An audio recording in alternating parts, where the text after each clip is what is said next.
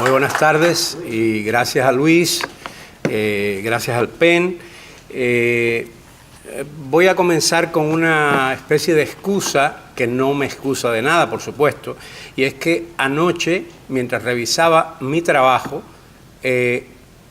inadvertidamente lo borré y tuve que reescribirlo y estuve reescribiendo. No estoy pidiéndoles conmiseración, simplemente diciéndoles que en este caso voy a carecer, por ejemplo, de citas que tenía y que no había manera de volverlas a... Así es que muchas de las citas las tengo que dar de memoria. Así es que trataré de ahorrarles esos tropiezos, ¿no? Por otra parte, no tienen que perdonarme nada, ¿no? Me juzgan como quieran. El trabajo en realidad es un trabajo mayor y yo no quiero tampoco hacerlos víctimas de la lectura de un trabajo que realmente... Así es que voy a limitarme realmente al tiempo y al espacio de lo que debería ser una conferencia. Además, ustedes han estado ya aquí hace mucho rato, esperándonos, etcétera. Así es que yo voy a tratar de no abusar de eso. No se cumplen todos los días 50 años. No voy a hablar de mí, por supuesto. No estoy hablando de mí, no estoy anunciando cosas que van a pasar. Estoy hablando, naturalmente, de un libro, o mejor dicho, del cincuentenario de la primera edición de un libro que, como decía Luis de la Paz, marcó época en la poesía y en la cultura cubanas por varias razones. Fuera del juego, de Berto Padilla, poeta ya fallecido en el exilio, que lo acogió sobrepasada la ordalía a que lo sometiera el régimen tiránico totalitario que desde hace casi 60 años rige y diseña los destinos de Cuba con las prerrogativas de un feudo privado, incluidas naturalmente las funciones correspondientes a los alabarderos, portaestandartes, bufones y truhanes.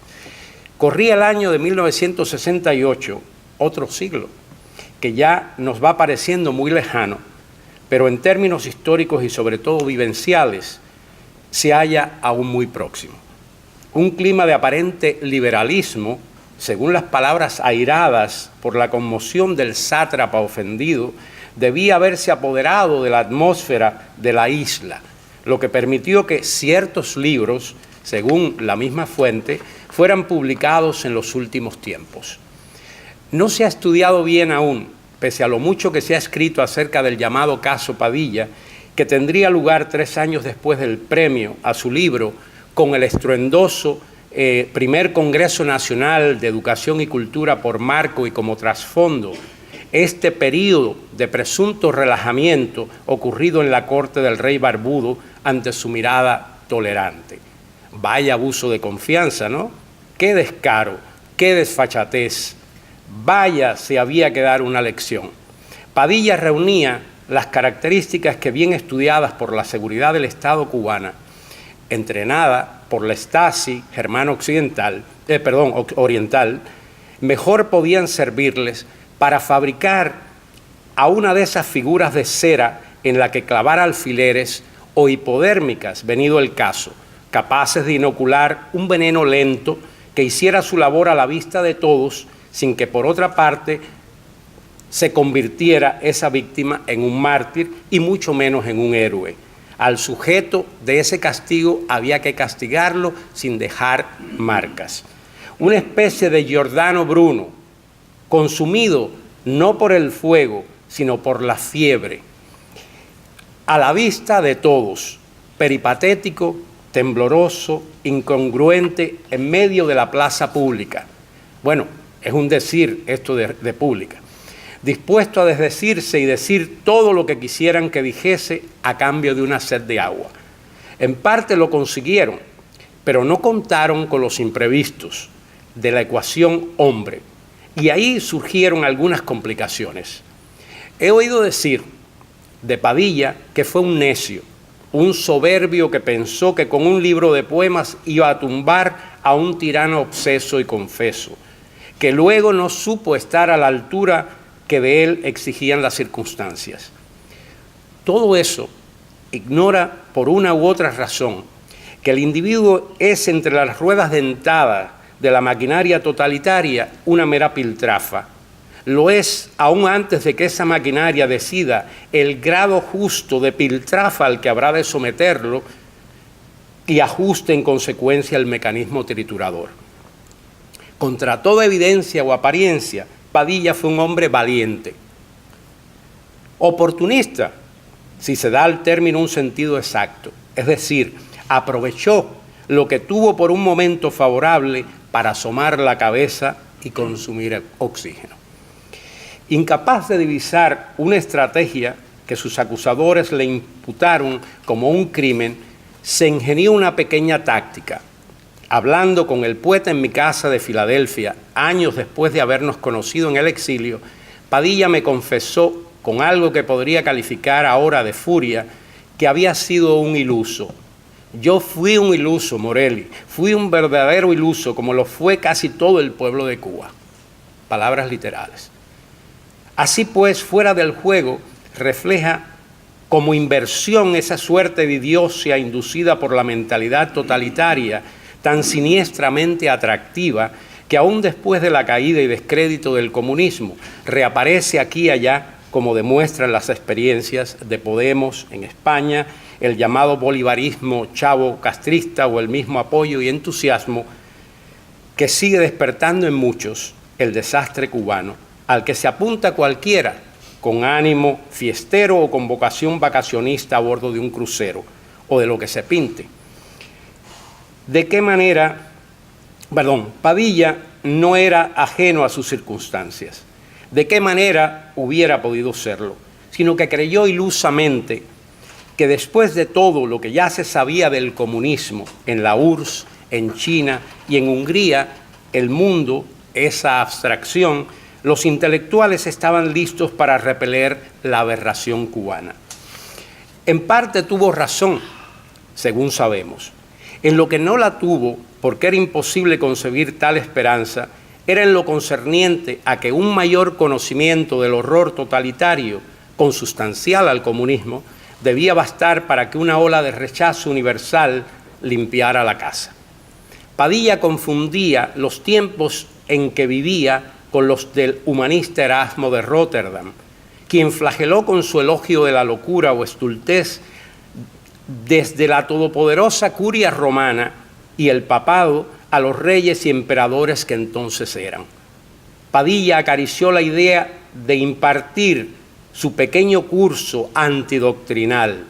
Concibió para ello la idea de un juego, léase partida o partido, o más bien el manual de este, del que de entrada se coloca al margen, fuera. Se coloca o sabe que no le es dado jugar según sus propias reglas. Porque si algo está claro en ese manual, es que el poeta sobra en él. A ese despídanlo, nos dice. Ese no tiene aquí nada que hacer. El sujeto poético, siguiendo la misma estrategia irónica de la presunta alabanza de la locura erasmiana, ofrece una receta del hombre y la mujer nuevos castro-guevarista, entre cuyos ingredientes, desde luego, no puede entrar la poesía. Se trata, asimismo, de un mundo donde el ensueño es desplazado por la pesadilla del duermevela. Los poetas cubanos ya no sueñan, afirma en otra parte, y está obligado el ojo a ver. Metáfora de la existencia bajo el totalitarismo marxista-leninista, fuera del juego es a un tiempo libro alucinado y lúcido, con esa lucidez que alucina. Como Erasmo en su presunto elogio de la locura, Padilla finge que celebra un mundo que condena, expuesto este por la voz poética constituida de fragmentos de un universo ideológico más que geográfico. En cierto modo, fuera del juego nos refiere igualmente a otro libro polémico de la literatura cubana, otro poemario, La isla en peso, de Virgilio Piñera. Solo que si bien este volumen de Piñera, muy anterior al régimen de Castro, suscitó en su momento reacciones críticas de algunos de sus colegas, Gastón Vaquero, Ocintio Vitier, entre otros, que difieren en profundidad o perspectiva acerca de si el peso de esa isla que acusa Piñera corresponde a la realidad social o psicológica del poeta.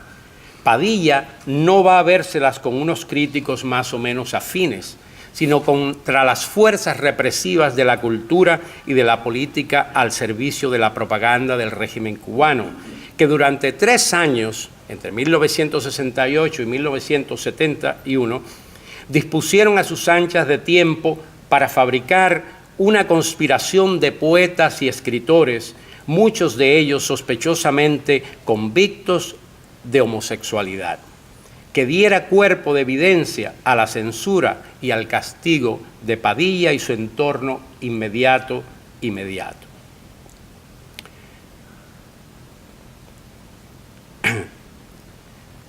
Tras el mal llamado caso Padilla, cayó en peso sobre la isla, es decir, la isla de Piñera y la de Padilla, por igual, un pesado telón gris que no duró 5 años, según algunos defensores a ultranza del régimen han llegado a afirmar.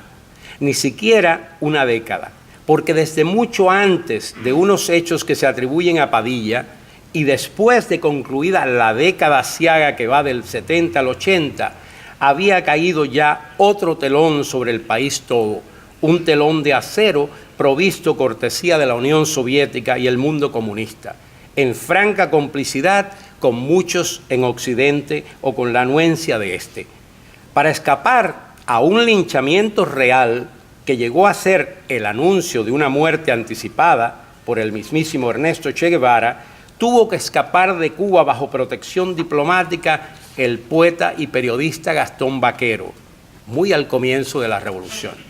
Lino Novas Calvo, escarmentado por su experiencia de la Guerra Civil Española, cuando pasó en Capilla Ardiente una noche y estuvo a punto de ser fusilado a causa de una acusación, y ya para 1959 había roto con el comunismo y todas sus brumas ideológicas, escapó igualmente de Cuba mediante los auspicios de la Embajada colombiana. Antes o después de los dichos, se fueron yendo del país Lidia Cabrera y una nómina sustancial de escritores e intelectuales. Otros le seguirían en diferentes momentos. Incluso entre los que eran jóvenes entonces y como mejor pudieron, se marcharon de Cuba Matías Montes Huidobro, José Mario, Luis Agüero. No voy a hacer la lista, o sería componer otro diccionario alternativo al existente de la literatura cubana. Agustín Acosta, poeta nacional de Cuba desde mucho antes de su consagración por el Congreso de la República en 1953, hombre de clara trayectoria en la izquierda nacionalista, opositor a Machado, se hubiera marchado antes de lo que logró hacerlo, de permitírselo las autoridades cubanas. En el caso de Acosta, como en el del gran compositor, arreglista y director de orquesta Gonzalo Roy, que tuvo menos suerte que el primero, se revela otro factor del comportamiento totalitario. Despojado de facto de su condición de poeta laureado por los comunistas del viejo Partido Socialista Popular, muy al comienzo del proceso, para colocar estos laureles sobre la cabeza de Nicolás Guillén, uno de los suyos, las autoridades cubanas se negaban a otorgar al poeta destronado el permiso para emigrar. Resulta desconcertante para la mente sana explicar esta lógica de sabandija que se aferra al cadáver de quien se ha declarado tal. Como decía, Acosta consiguió finalmente salir para morir en el exilio pocos años después. No fue el caso del maestro Roy y el de tantos otros que desconocemos. Cuba ha debido ser el único país con 2 poetas nacionales a la vez, vale decir, vivos y residentes ambos en la misma ciudad. Acosta y Guillén. El sueño de la razón inducido por el totalitarismo produce monstruos a la luz del día que los comunistas y los tontos útiles erigen en monumentos a la racionalidad. Intelectuales y artistas de valía muchas veces han caído y siguen cayendo en esta somnolencia, adormecidos siempre por la promesa de un mundo mejor, arrullados a veces por el vaivén de palmeras distantes que son haciendo una paráfrasis de Faulkner, el espejismo de salvaje contextura. Los mayores y mejores suelen sacudirse al cabo este letargo, como ocurrió en distintos momentos con André Gide, Arthur Koestler, Albert Camus, Octavio Paz, Mario Vargas Llosa y otros, pero incluso entre los grandes narradores y entre los poetas más sutiles, así como en la comparsa de quienes no son ni una cosa ni otra, persisten los adeptos y adictos a la mentalidad totalitaria. Pablo Neruda sería un destacado ejemplo de esta pertinacia, pero no el único. Por convicción, que no es tampoco una excusa, o por conveniencia o cobardía o un conjunto de factores, alguien como el gran escritor portugués José Saramago no consiguió al cabo deshacerse de sus ataduras ideológico-totalitarias. Hay casos desconcertantes y casos en que los extremos se tocan. No sería posible sino mencionar unos pocos. En fin, que la locura criminal, que en términos políticos constituye probadamente el comunismo, puede contaminar desde las mentes más brillantes a las menos dotadas, y aún después a veces se hacen sentir las secuelas. En lo que a la literatura y particularmente a la lírica cubana se refiere, los ejemplos de esta clase, ¿cómo iban a faltar? Estaba por concluir esa década del 70 en Cuba, signada en lo económico por el fracaso de la gran zafra azucarera, a la que se había sacrificado todos los esfuerzos y recursos del país con el declarado propósito de alcanzar la abundancia. En realidad, se trataba de cumplir con el rol asignado a Cuba por la política económica del CAME, que reunía en un haz de colonias a los países comunistas del Este y en el que se dio acceso a Cuba. En lo cultural, a la mayor desolación que pudiera esperarse, cuando se produjo un hecho insólito, la toma y ocupación sin rehenes de la Embajada del Perú en La Habana por parte de gente desesperada, que nada tenía ya que perder, según pensaba, y el subsecuente éxodo por el puerto del Mariel, montado por el régimen con varios propósitos. El primero de los cuales consistía de aliviar la presión social que podía desembocar en un serio dolor de cabeza para el régimen. A cierto grado de desconcierto inicial, de parte de las autoridades, siguió la respuesta que le era más característica, la intimidación efectiva y el intento de rendir por cualquier medio a los levantiscos o posibles conflictivos. Los llamados actos de repudio, que no eran algo nuevo, pero que tal vez nunca como entonces alcanzaron el grado de infame efectividad para aniquilar a gente inerme, como sucedió en esos momentos, entraron en función. Yo mismo, mi familia y muchos miles de cubanos fuimos víctimas de esos actos de repudio. Muchas personas murieron o fueron empujadas al suicidio. Otros viviremos siempre con la impronta muy real de esos actos de agresión. En esos momentos, precisamente, el poeta católico Eliseo Diego, miembro fundador del grupo Orígenes, mal visto del régimen, concibió un poema que publicó la revista Areíto y que el Bate tituló A uno que se va. Corresponde, salvando las distancias temporoespaciales, a aquel otro escrito en el año 60 o 61 por Nicolás Guillén, llamado Responde tú. Se trata, en efecto, de un retroceso moral, considerando la existencia del libro de Padilla y del caso. No hay aquí, en este poema, restos de esa indignación o cuando menos de indagación alguna. Todo muy clásico, para que se vea hasta qué punto los moldes del soneto más exquisito pueden servir a la mentalidad esquizoide totalitaria. Diego abraza el dogma oficial. Si Guillén apostrofaba desde su sitial de poeta comunista y poeta nacional a la cañona a un presunto apátrida que huía de Cuba, Diego, desde su ortodoxia católico-romana, lanzaba una andanada tras otra de acusaciones contra la pobre gente agredida por las turbas.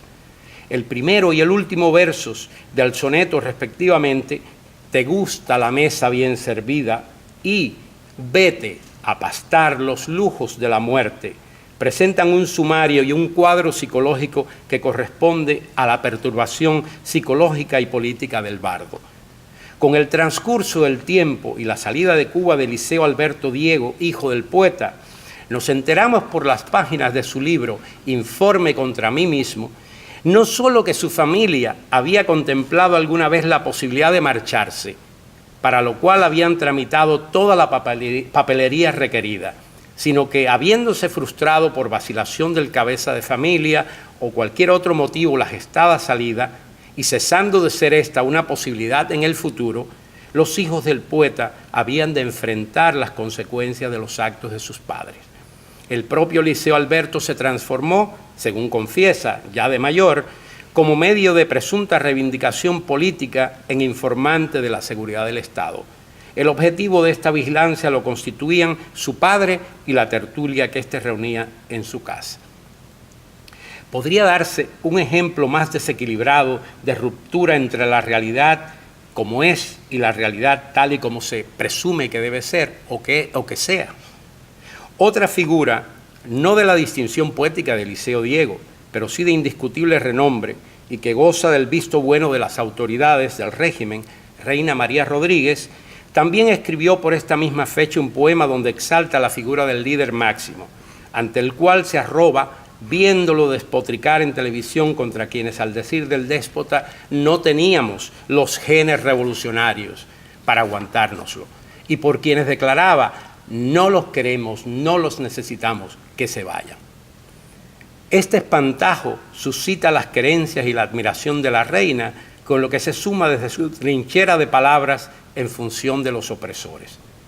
El poema incluido luego en el libro galardonado por el régimen, Cuando una mujer no duerme, nunca ha sido el objeto de cuestionamiento en Miami, donde la poetisa es recibida y tratada con mimos y adoración por algunas instituciones y presuntos exiliados que dicen no serlo, para que no se les confunda con los que estamos aquí y sí sabemos lo que somos y no lo ocultamos. Antes hacemos proclama de nuestra condición de hombres y mujeres libre por opción y no por haber sido enviados en misión o con arreglo a consideraciones de índole espuria. Una conferencia no debe pasar de ciertos límites de tiempo y extensión, como había dicho. Creo llegado el momento de dejar estar el tema que a vuelo de pájaro he buscado esbozar en mi ponencia y de agradecer por la paciencia y el interés con que me han escuchado. Agradezco asimismo a la directiva del PEN Club de Escritores que me invitó a venir aquí. Dejo planteadas algunas preguntas para las que tal vez no haya respuestas inmediatas.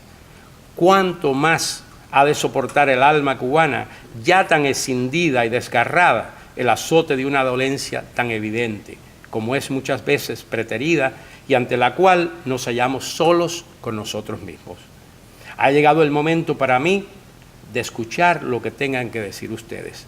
Ojalá llegue a ser la poesía y la literatura en general no tan solo un cauce expresivo de nuestra angustia, sino a la postre una vía de curación. Nuevamente, gracias a todos, ustedes tienen la palabra.